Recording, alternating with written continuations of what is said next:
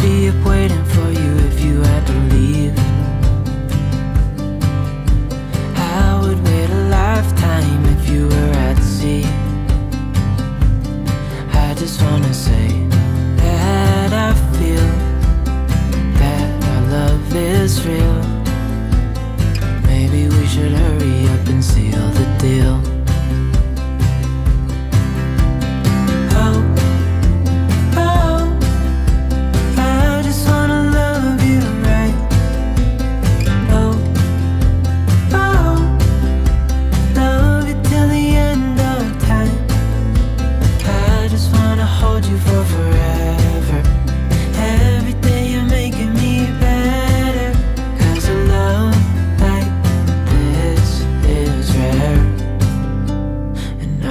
Take you there.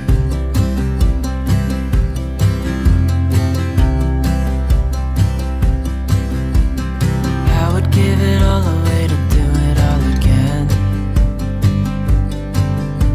Make our love a story that would never end.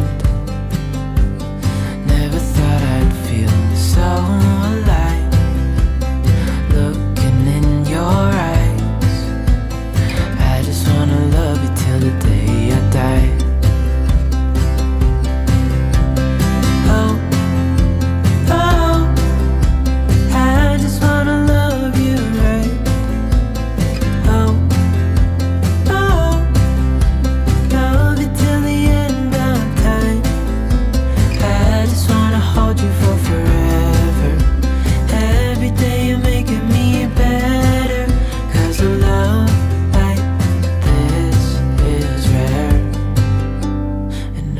take you there. If I'm gonna love somebody, I just wanna love you. If I'm gonna love somebody, I just wanna love you. If I'm gonna love somebody, I just wanna love you.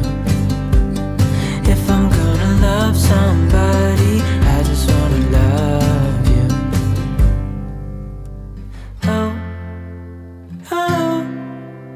I just wanna love you right. Oh, oh, love you till the end of time. I just wanna hold you for forever. Every day you're making me better. 'Cause I love like. Hello, hello everyone. Happy Tuesday. We're back. It was a long holiday weekend. I'm super curious to hear what you all did. In the Pacific Northwest, as we discussed last week, we've still been under this blistering heat wave, and we have serious danger of wildfire. So all fireworks were canceled. So it was a much more mellow 4th of July weekend, but it was super fun. We hit a baseball game and went up to Lake of the Woods, which is where On Thin Icing was set. My dad, aka the professor, was here for a visit, and we spent a lot of time inside too because it's still hot. But that's the way it goes. Thunder boomers are starting now. Oh no. As in, Renee, like, are you near the hurricane? I know that there's a hurricane pushing towards Florida. That's no good. Lenny, you got beautiful weather. Usually it's a scorcher. Lucky you. That's great. Yes, Leslie, the pets are so happy. It's true. Our dog, who unfortunately passed away in May, used to, and she was a big burly beast of a dog. She used to try to like get on laps and like hide under beds for the 4th of July, and we tried everything. Yeah, that's good. Well, I am so excited. Anna Louise, that's right. I saw that you were going to go to the Durham's baseball game with fireworks. Yay. That is like classic Americana right now. You're in Pennsylvania. Okay. Wait, is that the same Durham Bulls from like the movie Bull Durham? The tech guy wants to know if that's the same Durham Bulls from the movie Bull Durham. Say that 3 times fast. Cookouts, Paula. That's so funny. Okay, Paula, remind me where you are at, because cookouts is not something we say in the Pacific Northwest, but I love it. It seems so much more, I don't know, sophisticated, like you're going to cook out. I'm gonna be curious what my two guests have to say if either of them use Cookout, but I don't think they will. Anna says yes, it is the same as Bull Durham, so that's very exciting. The tech guy's doing a little dance on that side. He's super excited to hear that. No sound effects for that. There could be like a bat hitting. Well, no. Oh, okay. All right, that's fair. Well, this seems like a perfect segue to Beach Bum Bookworm. I just made a note on my pre-notes. I'm like, I love that username. That's so great. Okay, I'm so excited to introduce you to two of my Pacific Northwest writer friends. My two guests tonight and I have known each other for quite a few years now, and it's always so lovely to have fellow writers that you get to see in real life. At one point in time, we actually had started our own little Facebook group that fizzled out, and it's a bummer, but I get to have them here now. So I'm going to first introduce you to Emmaline Duncan. Emmaline's new book, Fresh Brewed Murder, came out earlier this year, into the year, I think. Was it March or was it December? Now I can't remember. I think it was December. Anyway, Emmaline's coffee series is set in Portland, Oregon, and it features a coffee cart truck. Food carts are a huge thing in Portland. It's so great. Sage is the owner of Ground Rules Coffee Truck, and it's just all things quintessential in Portland. And then my second writer friend on tonight is Angela Sanders, who this is also a first in her new series, Bait and Witch, which features Josie, who is a librarian who leaves DC. She's working at the Library of Congress and something nefarious happens, and she moves to small town Wilford, Oregon to hide out. And it's so great. And the second book in this series comes out at the end of next month. So if you're needing some summer reading, these are two awesome summer reads, super cozy. And both of these amazing writers live here in my neck of the woods. So welcome, Emmaline and Angela. Hi. Hello. I'm so excited to have you both on. Thanks for having us. Okay, so Thanks for the invite. now, Emmaline, remind me, was it December or was it March? April? Oh, April. None of the above. April, okay. And Angela, when did Bait and Witch come out? Very end of December. So okay, so maybe that's what I had in my head. That's the 29th. Okay, yeah. I switched you both. Do either of you use the term cookout? Never. No, I love to say, and I say barbecue, and I love to say on the Barbie because on the Barbie. It's serious, but yeah, Renee says, what do you say out west for a cookout? I say barbecue. What do you say, Emmaline? barbecue, always. Yeah, always. Yeah, no question about it. And then there is the occasional hibachi. Oh. Hibachi users. My grandfather had a hibachi, and the 4th of July tradition was he would throw frozen hamburgers on the hibachi. They would burn on the outside, and then they'd be frozen and bloody on the inside. But he thought they were great. So there you go. Well, I have some very fun questions, and I know readers are going to have questions for you both. But before we dive into, and my questions are very hard hitting too. So, you know, this is going to be like a Barbara Walters. Yeah, be scared. Be very scared. I want to first have you tell us in your own words a little synopsis of each of your books. So, Emmaline, why don't you start with Fresh Brewed Murder? Sage Kaplan and her friend open a coffee roastery / coffee cart in Portland. And Sage comes to work one day and she finds the developer of the apartment building across the street dead next to her cart. But it turns out that Sage's mom, who is a very notorious grifter, has a history with the developer. So police are looking at Sage for multiple reasons. That's awesome. Ryan says, I loved Fresh Brewed Murder. Yay. That's awesome. And Angela, tell us the little brief synopsis of Bait and Witch. 2 great titles, by the way. You did a good job, I thought, with your intro. Basically, Josie Way, and she was named Josie Way, so it could be the Which Way librarian series, by the way. Oh, good. And here's my cat Dale right there. She works at the Library of Congress, but she's on the run because of something she overheard, escapes to Wilford, Oregon, and when she crosses the Continental Divide in airplane, something really strange happens. And she discovers that books talk to her. I sort of was inspired by the Alice Hoffman quote, "Books are the only real magic." And so, and then there's some dead bodies. They're the usual.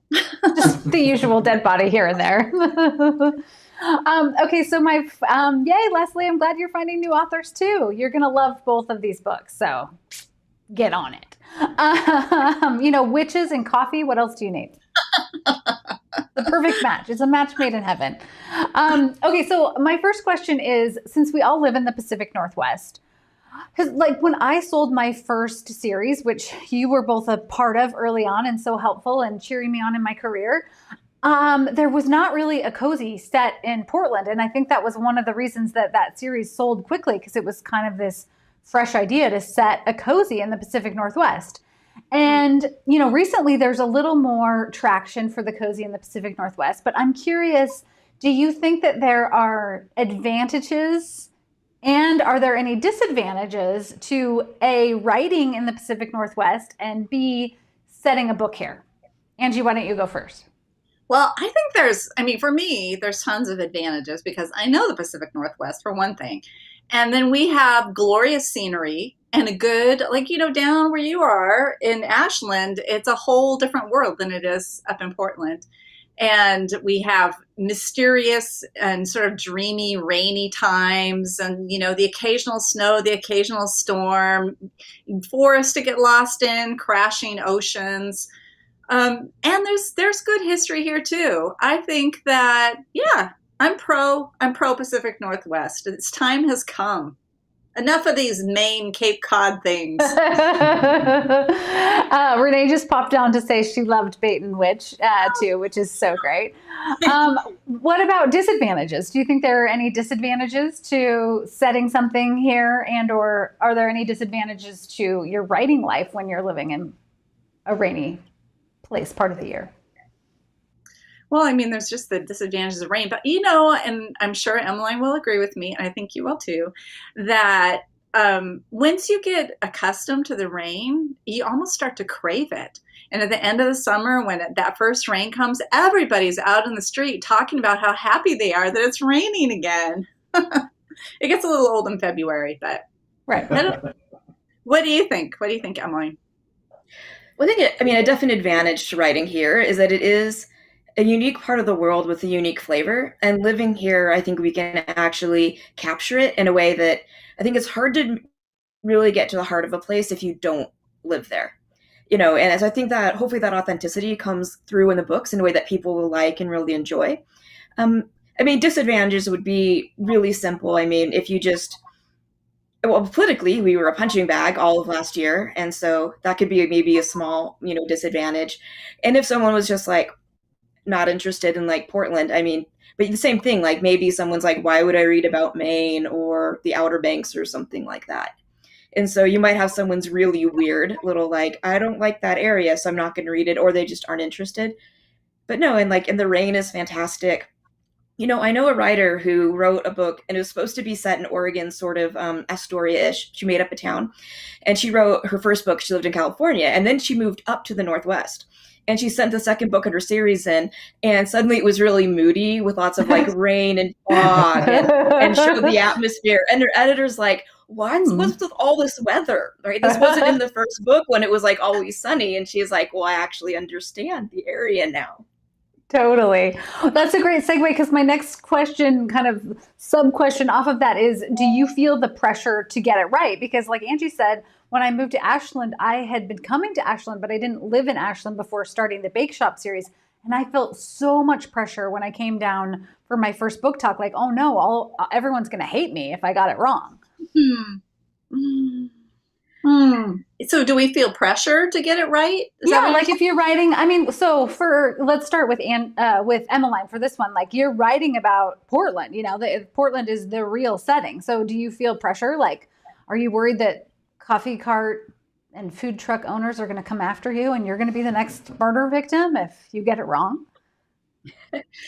I'm not really that worried because I feel like I have a sense of the Portland I want to show in the book. And I mean, I did have talked with like food cart owners, and hopefully I've, showed their world accurately, but also from talking with some different food cart owners, all their experiences are so different, right? That if mine is like a little different than someone else, I don't think they would really care because, Yeah. they know like really good and really bad stories that have happened to everyone. So, And Well, there's and so I much to work with, right? for sure. And in Portland, there's this, I think that there's a lot of people, there may not be a whole ton of cozy readers in Portland, or maybe even in the coffee cart world, so you can kind of, they want to read, whatever is intellectually stimulating or hippie manuals for making sauerkraut and stuff like that. So, like, kind of get by with, sticking a little Portlandia in your book and you might not get caught. Talk a little bit about Wilfred as a setting, though. So so I grew up in rural Northern California in the woods, surrounded by, talking about hippies, but there was the Pitt River tribe is right there, and there were escapees, and it was a weird land, but it was all sort of logging area. And so I sort of have a connection to rural areas anyway, and logging towns. So I did a little drive around, and Wilfred is kind of a combination of Vernonia, but it's a lot smaller, and Cherry Grove, which is almost vanished now. It's sort of in my mind, I know it's in my mind, is kind of where Cherry Grove is. And it's probably not going to mean anything to anybody watching. It's like Cherry Grove, whatever. But it's real, but it's fake. It's real fake. Yeah, it's kind of what we all do. Yeah. Exactly. You blend them both. It works. Okay, so is there any, Portland has sort of gotten known for its hipstery trends. So I know, as Angela's sipping a martini. What's a trend that you absolutely, completely embrace? Angie, we'll start with you. Trends. Well, okay, I don't know if you call it a trend, but there's a real emphasis on good food here and local seasonal stuff. I'm totally into that. There are crafting maniacs in Portland. They're like crafting, everything can be felted is felted. And, that's kind of fun. I like to see, whatever collage. Oh, you know what I love? Street art. There is the best street art in Portland. I don't know how much of that you have in your books, Emmaline, but you got to start shoveling it in there if you don't. You could go for walks. Every day I go for a walk, and there's always some interesting poster or sewn thing or weird yard art, things just posted on light poles. The street art is super alive here, and I love that. That's awesome. How about you, Emmaline? Here's two of my favorite trends. One is an area of the cities that have older sidewalks that still have the horse rings. There is a thing, it's called like the Oregon Horse Project, and people actually hook up little like toy horses to the rings. And one of my neighbors has like a little rhinoceros hook up to theirs. Mm-hmm. And I think that's really fun. And like you'll see it all over the city, and it's such a fun, quirky like project to do. And the one thing that I tried hard for my first book cover that didn't happen, it was a little Portland trend, was I really wanted to have a bird on it, which is a reference to the Portlandia skit of put a bird on it. And I jokingly told that to my agent. He was like, I think you have to be Donna Andrews before you can get the bird. And instead they put a dog on my cover, which was also, fantastic. So. Okay, so now on the flip side, are there any Portland, Pacific Northwest trends that you absolutely refuse to embrace? I actually embraced kombucha after making fun of it for years. So I can't really go there. There's some facial hair things that I just think, come on. You don't look like a 1970s porn star. This is just so not interesting. And then there's something, I think this is a lot bigger than Portland though, but there is this short, sort of the kinfolk look of pants that are kind of a little bit short. I also write this vintage clothing series, which is I think why I'm tuning in this kind of thing.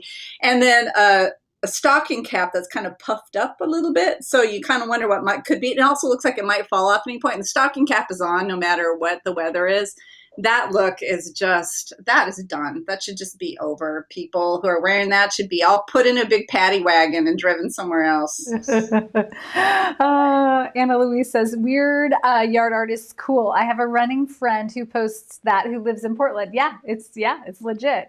And dinosaurs hooked to horse rings. I have one as a cover photo on my Facebook page. Oh, that's awesome, Leslie. Yeah. Yeah. So Emmeline was talking about it. The horse things, I maybe you can describe it better than me. It's like the old rings where you would tie up your horse. Yeah, like exactly. They're like that big. Like I just realized we have one on one of our sidewalks, so we didn't even realize it was there until we had to take a tree down, and we're like, oh, horse ring. Yeah, and it's funny, they just exist in part of the city. And I finally figured out my answer for like the trend that I don't like. Milkshake IPAs, they're sweet, disgusting, and should be yeeted into the sun. So with you on that.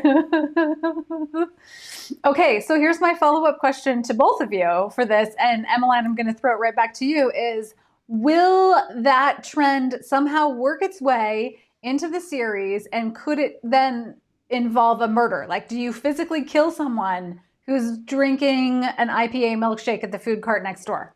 I'm just tossing it out there. It's an idea. Yeah. Well, that's currently not part of anything I have planned, but I mean, someone pushing milkshake IPAs would be a reason for, that'd be justifiable homicide. Yeah. And Angela, I don't know, with the stocking cap, is there a way Josie could work her magic and reveal? And make it fill it up with books or something? Well, The thing about facial hair, so I have a copy of 7-Year-Old Child to show you. So this one that's coming out the end of August. In chapter 1, there is somebody introduced who does have some facial hair, and I'm not going to say anything, but something just might happen. You just never know. Love that. Yes. A milkshake IPA sounds awful. Yes, it does, Sherry. Yes, it does. And for context, it's a way of brewing the IPA with it's like milk sugar and stuff. It's not like actual ice cream, but it is gross. Yeah, and we're all about fun beer trends, but you don't want a thick milkshake sweet beer. No. Wasn't there, like in Cannery Row, Steinbeck had a beer milkshake? Didn't he write in Cannery Row? There are places that do milkshakes with beer, like McMinimum's. I know at least some of them do or that's used to. That's different, though. But that's like actual ice cream and beer. It's not a milkshake IPA, which is a different drink. Well, they both sound disgusting. So. Okay, since we're on the topic of food, I want to know what your go-to summer drink is, because, we are all foodies, and I already see a hint of something delectable in your hand, Angela. It's all about the glassware. That's what's most important to me. Isn't that beautiful? Look at that gorgeous glass. So beautiful. And here's an insider tip for everybody who's watching. Angie has a great newsletter that she sends out once a month with vintage, beautiful dresses, and there's always a recipe for a cocktail in it. Thank you. True. Yeah. Yeah, actually, I'm sorry. Go ahead, Emily. No, go ahead. Well, I was just going to say, I do make a big deal about cocktails. I think it's kind of like this branding thing, like, and I do. It's not like I don't like to drink, but I probably actually drink more fizzy water than anything else. The cans, the people collecting cans on garbage day just go hog wild at my bin. I do love a martini and a gin and tonic and a lot of other things. What's your classic martini? That looks like with a lemon twist, not an olive. Right. I like the lemon twist. It's what is really, I know, isn't it? The stem has, I see that, it has little notches in it. If you go to enough thrift stores, you really start to get to know your stemware. And I have a great collection of just beautiful glasses. I just want to drink water. I think I'd rather drink water out of a beautiful glass than, some fancy rare wine out of a styrofoam cup. But yeah, I like a classic gin martini, tiniest bit of vermouth and a twist. Really pretty classic. It's, as one of my friends says, there's nowhere to hide. If you have a mean soul, you're going to make a nasty martini. But if you're like mine, martini tastes pretty good.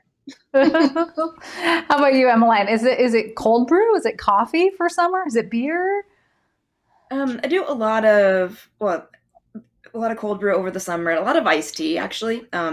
Usually do like my morning pour over hot, regardless of the weather. And yeah, I mean, it's sort of funny. A lot of carbonated water for sure. Pretty, I mean, and probably also like I'd like to mix it up with homemade lemonades and limeades, which is also fun if you're playing around with making like simple syrups. You can mix some of the like a mint simple syrup goes really well in lemonade. Yum. I love that. Okay, let's shift gears a little bit because in addition to being incredible writers, I know that you are both voracious readers, like I am as well. And I want to know if you remember what the first book is that ever made you cry. Oh, Where the Red Fern Grows. That's mine too. Absolutely. We had to read it in class. I can't even. What teacher? What? That's cruelty. That's awful. Oh yeah, no. I wept like a fire hose over that one. Yeah. And was that a Pacific Northwest thing? Did other people read it in other parts of the country? I'm curious. I'm asking readers that. Emmaline, what about you? Do you have a book that just wrecked you early on? I'm not a huge crier. I know Old Yeller really made me angry when I read that in elementary school. So that was probably the first book that I was like, what is this trash? And then it was funny because like decades later, I went to read Because of Winn-Dixie and I'm like, wait, can I read this? There's a dog. Spoiler, the dog doesn't die or anything. So everyone can read it. It's safe for dog lovers. Yeah. Yes. Okay, Beach Bum Bookworm says you had to read it in the Midwest too. It must have been a thing. It must have been one of the themes of our age group. But yeah. Mm-hmm.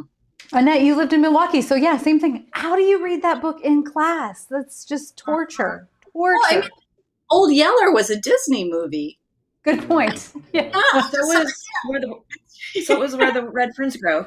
We didn't read the book in class, but we watched the movie. You watched the movie, yeah. That's even worse. Oh, Helen just ordered both of your books. Yay! Happy reading, Helen.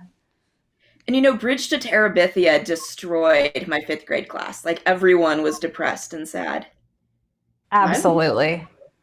That was our moment. Yeah. Yeah, that's what Anna Louise is saying. Bridge to Terabithia, classic.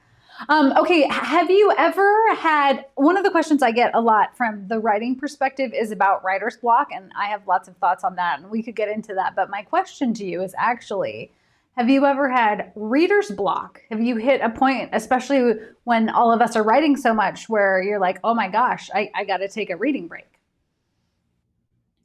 I would say yes, but usually it's because I've been reading too much in one category and I'll realize like, oh, it's just nothing's really appealing because I'm just too immersed. And so I'll switch it up and read, pick up something like nonfiction, or like if I've been reading mystery, maybe I'll pick up like a fantasy. And that really helps kind of like refresh, reminds me of why I love to read. Yeah. I read pretty much all the time just because my TV's in the basement, which I call the TV grotto. And that's like the kindest thing you can call it. But I have a friend who has a subscription of People magazine. So I usually, like get a 6-month-old issue. I have a big stack of them right now in the dining room. So if things are really rough, I can always take out the old People and flip through that. And get dated celebrity gossip. That's brilliant. I don't know most of the celebrities either. So that's even better. Hi Storm. The Red Badge of Courage. Yeah, that's another one, Jess. Definitely. Okay, this is one of my hard-hitting questions. So if you need to take a deep breath, feel free. Let's say, the whole desert island read. I'm going to take it to the next level and say, if you could only read one mystery, or I'll also give you mystery author. If you could only read one mystery writer or specific mystery book for the rest of your life, what would it be? Wow, that's a mean question. I know. I said it's hard hitting. Yeah. Yeah. If it was just one mystery, then maybe Rebecca by Daphne du Maurier. I might read that one over and over again. Talk about moody. But if it's one author, I think I would probably go for quantity. And I might do like Rex Stout, because there's a lot of those books and I do love them. Talk about Rex a little bit, because I think some readers on here might not be familiar. Oh my gosh! So Rex Stout is he features this gigantic detective Nero Wolfe, who loves food and orchids, and he never leaves his Manhattan townhouse. And they're all done in like the 40s, 50s. And there's a whole bunch of them now. But Archie Goodwin is his sidekick detective. It's not a sidekick. Archie Goodwin works for him. And Archie's out on the street wrestling up chicks and clues. And then he's got a couple other detectives who work for him. And then Fritz in the kitchen is a genius chef. And all Nero Wolfe really cares about is eating and drinking.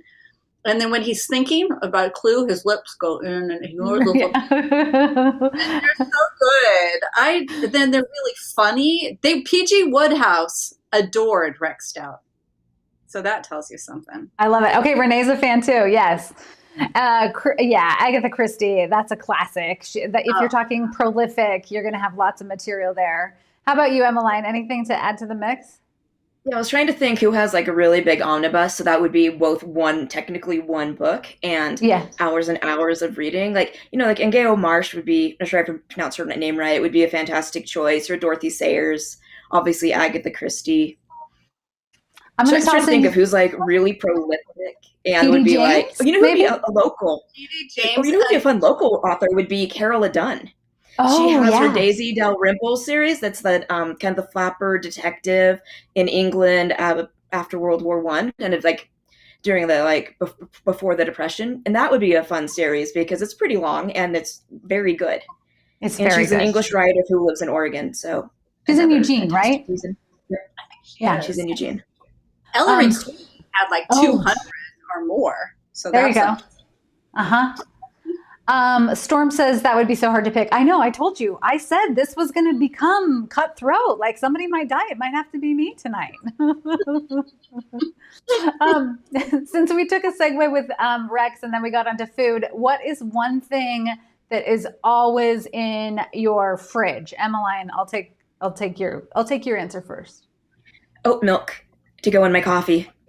Specifically, like my goal is to always have Oatly Barista. They're having a little bit of a supply chain issue, so I have like just low-fat Oatly, which works, but it's not quite as good.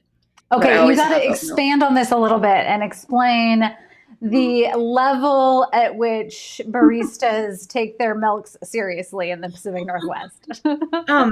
Well, it's a fascinating story. So Oatly is a Swedish company that opened up they moved into the U.S. market a couple of years ago, and they were really brilliant. They moved into the market by starting with high-end coffee shops, and they got all the hipsters in Brooklyn like obsessed with their oat milk lattes. And they moved out, and they showed up in like Portland coffee shops, and they slowly started expanding. But Oatly has a really fantastic mission. Like they don't want to see themselves as like exclusive. They want to be in every grocery store next to like the milk. And one of the first places they rolled out was Target. Oh. And their goal is to be in like every Target, which is pretty awesome. And I don't know if you can find it there or not. But the amazing thing about Barista Oatly is that it foams really well, and it has a pretty rich and creamy flavor to it.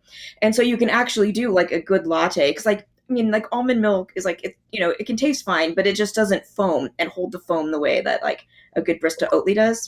And it's hard to explain how thick and creamy and how it's really the closest to actual milk. It's the thickness. It's all about consistency. You should be a brand ambassador and get like a free. Yeah. You know what they did send me? I think someone saw my couple social media posts, and like a year and a half ago, they sent me a 6-pack of Oatly Barista. Nice. I love it. Angela, what's always in your fridge aside from, a lemon ready to get your martini on? Sure. I drink actual lactose doesn't scare me, so I have half and half in my fridge. But every day, and it's probably not a great thing to admit, but I have 2 poached eggs every morning. My cholesterol's fine, by the way. So I get pastured hen's eggs, and I'm really good at poaching the egg now. So I make 2 beautiful poached eggs on a nice piece of big grainy toast. And then I have whatever breakfast fruit is in season. Right now I'm having blueberries. Okay. How do you poach it? Like, what's your secret? Okay, so here's what I do. So one thing in Portland, we have really soft water. So that's good for keeping the whites together. If you go to some place like, say, you're forced to poach an egg in Paris, who will sugar in the water. Oh, terrible. Yeah. But if you're right, who cares if you're in Paris? You can just eat croissants for breakfast. But so what I do is get a little pan of water boiling, and then I take it off the heat, crack the eggs into it, and put the lid on it. So that way, because the one thing with poached eggs is if they cook too fast, the whites get super rubbery. So since our water's soft, they hold together really well. And I just kind of have it in my mind. I know, okay, I can start the toasting, give it another second, pet a cat, and then I know my eggs are ready to go. There it is. Pet a cat, then our eggs are ready to go. They got pasture hens eggs. Good, not just free range. Good, like with happy hens. I love that. That's very Portland too. Yeah, that's perfect. It totally is. Before I move on to my next question for my guests, if you all have questions for Angela and Emmaline, start putting them in the comments because it always takes a few minutes to catch up. I have to say, you brought up Paris. Please tell everyone that you have a legitimate gig, or you have in the past, pre-COVID, where you go and you cat sit in Paris for the summer. Oh. Yeah, I have. It's the best thing ever. I'm knocking on wood while I say this because I don't want it ever taken away. Although there's complications. We can talk about that some other time. But yeah, I have been lucky for the past, I think 7 years, maybe 8 years. I've spent 3 weeks a summer cat sitting in Paris. And I can't even believe it. I can't even believe it. I mean, I stand there and I feel like I can't even admit it to myself because maybe that will put a hex on it somehow. But yeah, it's the most wonderful thing in the world. And then, so I took the place I cat sit this cat named Shiki. She's Siamese. She's getting really old now. That's not so good. But so I put that apartment and that cat in Secret of the Blue Lily, one of the vintage clothing books. I said it in Paris. This perfect excuse. It was great. So good. So good. It's a great way to travel for anybody out there who needs a place to stay. Figure it out. If we can all just get cat sitting in Paris gigs, right? I know, Sabina. Come on. Emmaline, what's your rebuttal to that? I don't even know. I read an article earlier today and it was talking about France's worst traffic jam of the year. And it's always at the very end of July and the beginning of August, because there's this huge debate on whether it's best to take vacation in France in July or August. And so basically everyone, like half of Paris is leaving to go to the seaside, the same time half of Paris is returning, and so it's funny, it creates this like hilariously bad traffic jam. So that's one thing, if you ever visit Paris, don't try to drive to the beach at the end of July. That's your PSA. With that. Yeah. Okay. Lisa says, you're both new authors to me. Do you have multiple series? Let's talk about that. Emmaline, I'll go to you first. You also write young adult under your name, Kelly Garrett. That's right. I have one YA thriller. It's very different from the work I do for adults, which is sort of funny.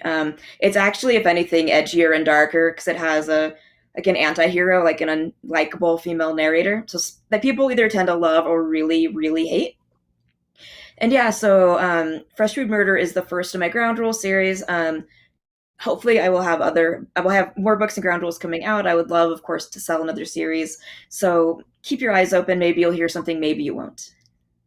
And your young adult title is The Last to Die. Correct. Yeah.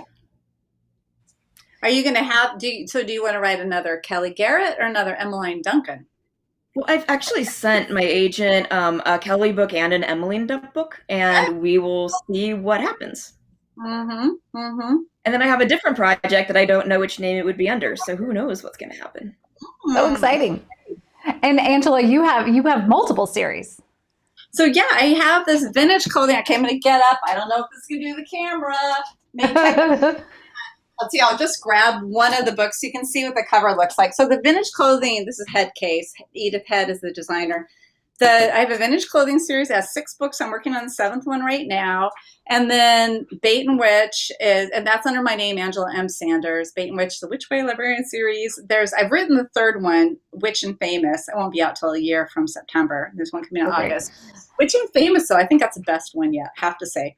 And then I wrote 2 capers under my name, and those are my very favorite book. They have the least amount of sales, but They're hilarious. I think they're hilarious. They center around a retirement home for petty criminals. And then They are. 3 books under the name Clover Tate that feature a kite shop. But that series is done. But some of those titles are so great too. Wuthering Wuthering Kites. Kites, yeah. But Cherry wants to know if these are the first books in a series. Yes, both Fresh Brood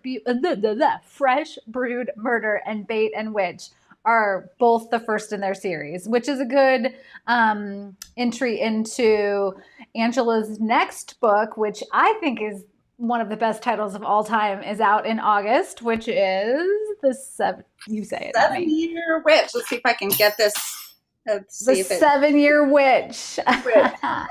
And there's like this weird guy in a trench coat and hat. He doesn't figure in the book at all. I don't know how it got onto the cover. I should have had to put a bird on it instead. That's right. And Emmaline, you have a cover reveal coming up soon, but your new book is Double Shot Death, right? That's right. And it'll come out, I think, May of 2022. May of 2022. But stay tuned for a sneak peek of the cover soon. Yes. What color is it? It's a kind of the lighter and bright green.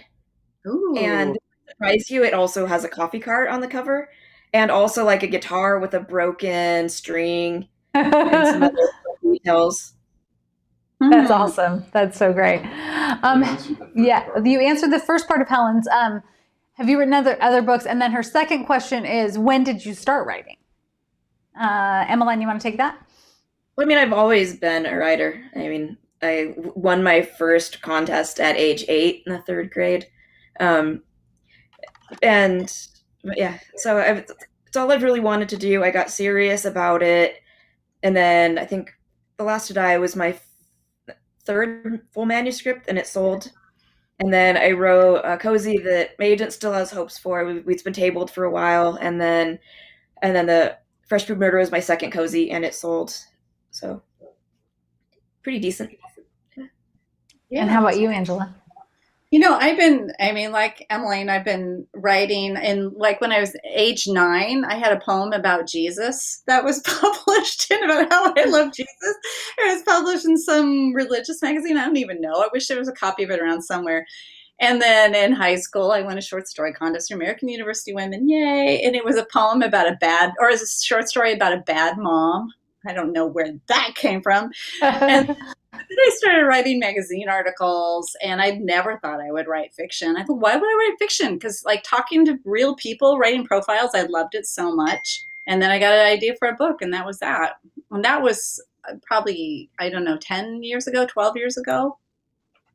Yeah. I think it's so interesting that we all remember winning a writing contest too. My first one was like a Kiwanis essay contest in 8th grade. And what I think about that, especially when I'm teaching new writers, is there's something about, because writing, you're so solo, and you're always so self-critical.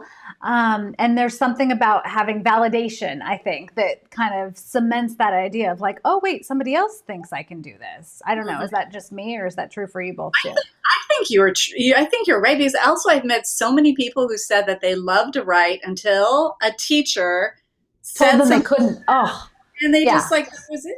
Writing Stopped. carries so much baggage that way that it's just really, people when they're young writers are tender. Yeah. I mean, Emily, I think the validation is huge, and I would say like when I was getting serious about writing, I had some experiences, and I mean I had faith that I was a good writer, but even as an adult, some placing in like a Willamette Writers contest was like a really nice ego boost. Like I received an Oregon Literary Fellowship, and that's just like a really like sort of a nice sense of validation, right? Because it's an industry that's like full of heartache. And so those little moments where you're like, you just kind of celebrate. Yeah, for sure. Jess wants to know if you have any advice for inspiring mystery writers. Inspiring or maybe aspiring? aspiring. I think my biggest piece of advice is actually read books critically, the one like the mysteries you don't like. Like it's one thing to sit down and like read and reread books you love. Take a book that you didn't like or it didn't work for you and figure out what about it didn't you like? I mean, did you not like the characters? Did you not like the voice? And figure kind of like really unpack like why a book doesn't work for you, even if it's a perfectly good book. And those kind of that sense of being able to read critically will then help you when you read your own work. That's great. And also help you identify what you actually care about in books. Like, do you really want like characters that people want to follow and feel like they're friends, or do you really like the puzzle? Be very personal. It's true, because there are so different. And I teach at Clark College, a course on writing mysteries. So this is something that I have thought about. And I think my biggest piece of advice is just to write. Just write. And if it's intimidating, if you sit down in front of your computer and like, yeah, but I mean, I've kind of got an idea, like, the postman, and he like finds his foot in his mailbag or something, but you don't know where to go, then do spend a little time. It might give you some courage to do a little bit of plotting. You don't have to do every single thing, but just to kind of have an idea of who your characters are, kind of what points you're driving to in the mystery, and then maybe an idea for a big smash up scene in the end. Sometimes that can really give you the courage to write. But I think the biggest thing is just write. Even if it's just like 15 minutes or half an hour a day, it's amazing what you can do. And really, that's the only way. It's just like making bread. Few people make excellent loaf straight out of I don't know. I don't even know why I brought up a bread analogy. I don't even bake, so I don't know where they came from. I was feeling you on that. Yeah, I was putting down bread vibes for you. It's true though. Yeah. How many sourdough fails do you have to have before you get a perfect loaf? So many.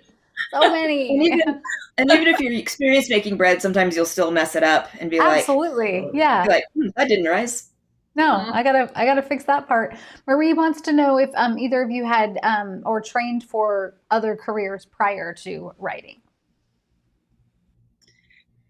Yeah, absolutely. Because I was very rich and I wasn't born rich. And let me tell you, I'm not getting rich writing. So yeah, I have a bachelor's in economics and master's degree in public administration with a focus in foreign policy. I worked as a congressional investigator for almost 12 years.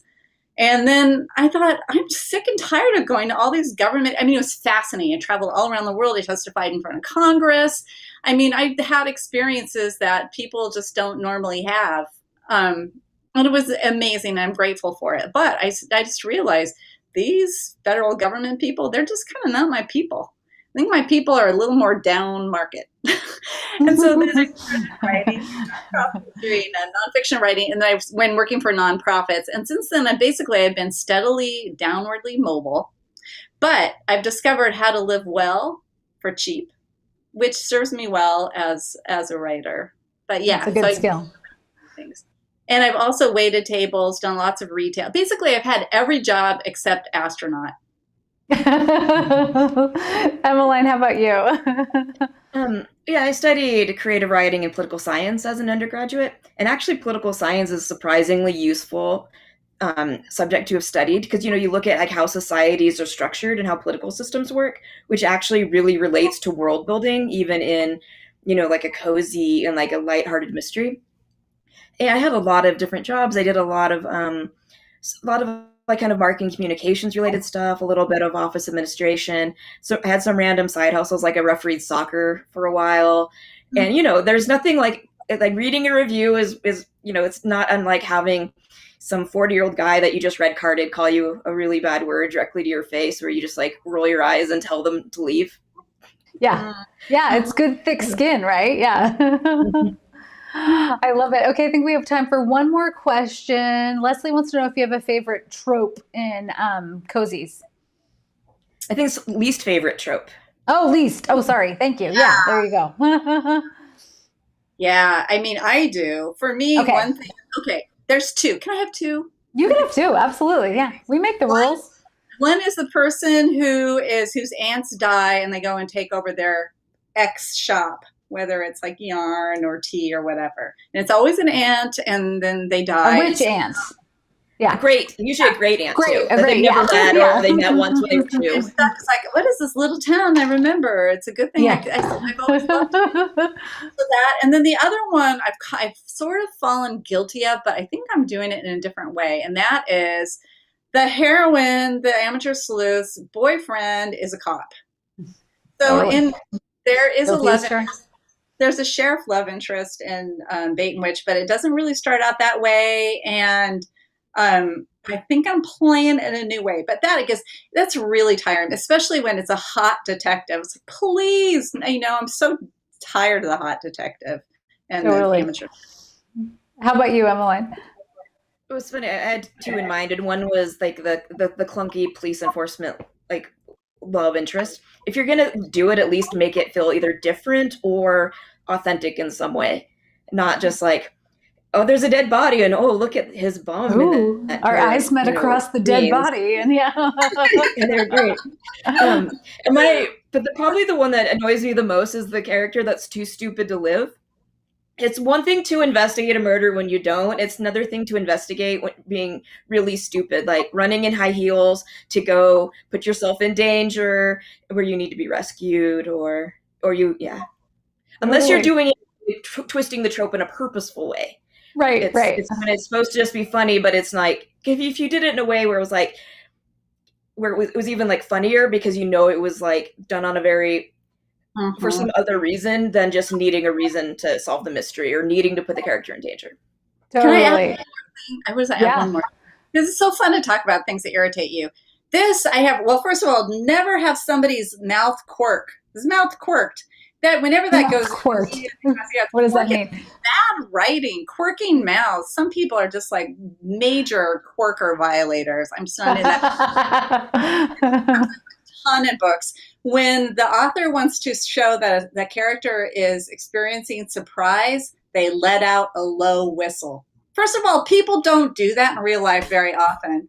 And it's just annoying. Sometimes there's so many low whistles being let out. It's like, you're like, oh, it's windy. I can't even whistle. Yeah. You let out a low whistle. Just, if the person can show surprise some other way, just sit out with the letting out a low whistle. See, martini has made me rowdy. Watch out.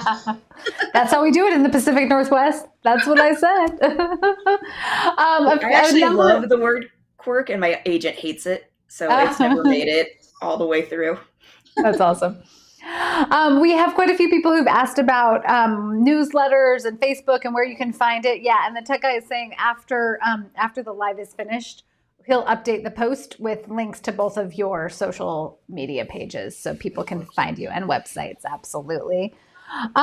We could talk all night. This was such a blast. Thank you both so much for coming on and sharing our mutual love of Pacific Northwest everything. So fun. It was really fun. Thank you. And for everyone else, I think you should go find both of their books. You can find them anywhere books are sold or at your local library, and you get some fun reading time in. Yay to that. Happy writing to both of you. And then in terms of what's up next, that's your cue, tech guy. He's got it. He's on it. Next week, we have no Facebook Live. I'm headed on a research trip. What's that? Oh, and YouTube. Sorry, YouTube. Thanks for joining everybody on YouTube too. So fun. No live. I'm going on a research trip. I will hopefully have photos and fun stuff to share when I get back. On July 20th, I have a very special guest, Cortagonist. Courtney is the queen of all things cozy. She is incredible and shares all the cozy love all the time on her Bookstagram page. And then we're going to have a Christmas in July party. Oh, I knew he was going to do it. I should have been ready. I'm so glad you enjoyed the chat, Annette and Lily Ann, that you found new authors. They are both fabulous writers, so I think you're going to enjoy it. Both of their books so much. So on that note, thanks for joining in on the bookish fun, and I will see you all back here in 2 weeks. Happy reading.